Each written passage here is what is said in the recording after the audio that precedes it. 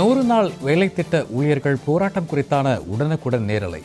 கிருஷ்ணகிரி மாவட்டம் கெலமங்கலம் ஊராட்சி ஒன்றிய அலுவலகம் முன்பு தற்போது 100 நாள் வேலை திட்ட ஊழியர்கள் தங்களுடைய போராட்டத்தை நடத்தி வரக்கூடிய காட்சிகளை நாம் உடனுக்குடன் நேரலையில் பார்த்து வருகிறோம்.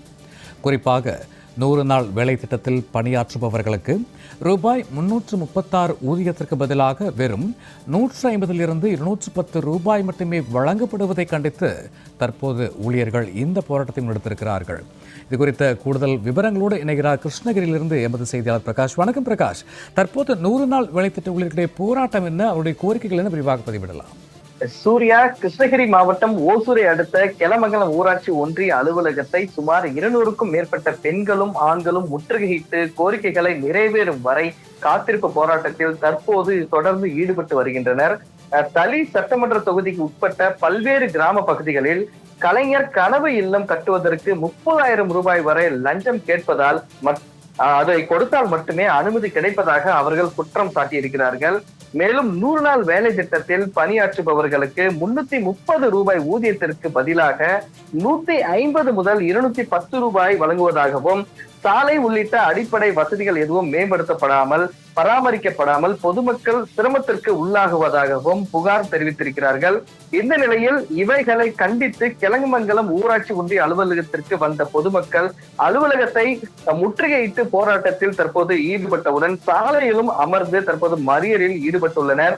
இது குறித்து பாதிக்கப்பட்ட அந்த பகுதியின் ஒருவர் சரிதா என்பவர் கூறுகையில் ஜக்கேரி கிராமத்தைச் சேர்ந்த தனக்கு 100 நாள் வேலைவாய்ப்பு திட்டத்தில் அரசு சார்பில் 336 ரூபாய் வழங்கப்பட வேண்டும் என குறிப்பாணை உள்ள நிலையில 150 ரூபாய் மட்டுமே வழங்குவதாக வேதனை தெரிவித்தார். எனவே அரசு தலையிட்டு தனக்கு உரிய கூலி தொகையை வழங்க நடவடிக்கை எடுக்க வேண்டும் எனவும் அவர்கள் கோரிக்கை விடுத்திருக்கிறார்கள். மேலும் இது தொடர்பாக அதே பகுதியைச் சேர்ந்த, அதாவது ஊராட்சி ஒன்றிய முன்னாள் தலைவர் கூறுகையில் பார்த்தோம்னால், மத்திய அரசு 100 நாள் வேலைவாய்ப்பு திட்டத்துல பணியாற்றுபவர்களுக்கு ஊதியமாக 336 வழங்க வேண்டும் என ஆணையிட்டுள்ள நிலையில இங்கு வேலை செய்பவர்களுக்கு 250 ரூபாய்க்கும் குறைவான ஊதியமே வழங்கப்படுவதாக குற்றம் சாட்டியுள்ளார்.